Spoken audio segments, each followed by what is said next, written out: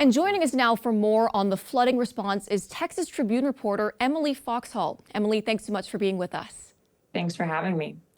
Emily, what do we know so far about proposed legislation related to disaster response and flood protection?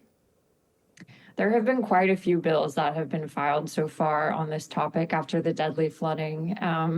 But what we've seen really publicly was just one hearing that was held earlier this month when state legislators invited largely state officials and some regional officials to talk about what had happened.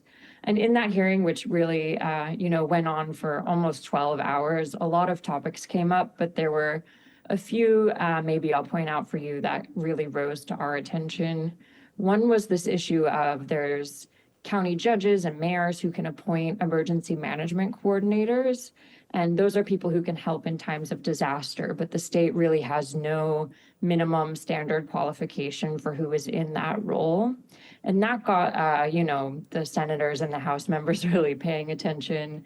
Then they also discussed, related to that, there's no mechanism for the state to necessarily make sure those people are awake and alert when something like these floods happen. So there were just a number of moments like that of kind of these specific examples of ways that the response went wrong that the legislators indicated sort of an interest and a frustration in. After Hurricane Harvey in 2017, a major statewide disaster plan project was launched, but proposals related to that did not pass in the regular session of the legislature this year. What happened?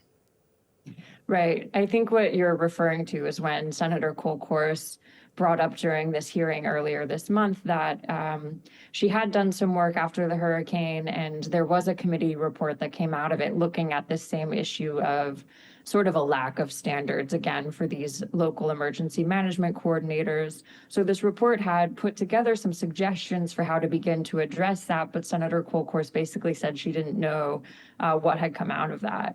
And it was a theme that kept coming up during this hearing, this frustration with the lawmakers bringing up that these weren't new issues. A lot of these problems are problems that lawmakers have seen before and that the state really has failed to address.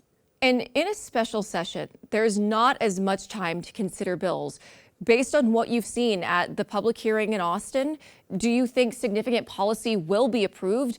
How much pressure do you think lawmakers are feeling from their constituents on this?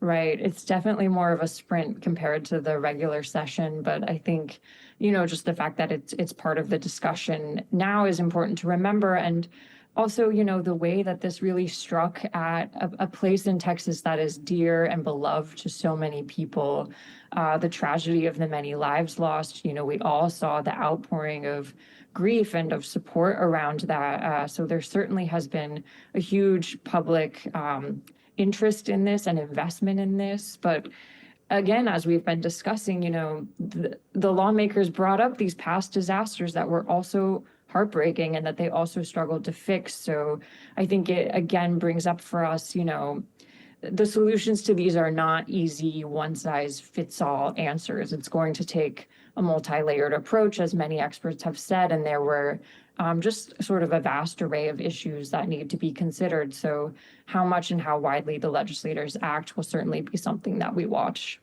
And indeed, we will be watching that as well. Emily Foxhall from the Texas Tribune, thank you so much for sharing your reporting with us. Thank you. Thanks so much for watching. Be sure to like and subscribe and leave us a comment below to let us know your thoughts on this video. And don't forget, you can watch full episodes of Austin Insight for free in the PBS app.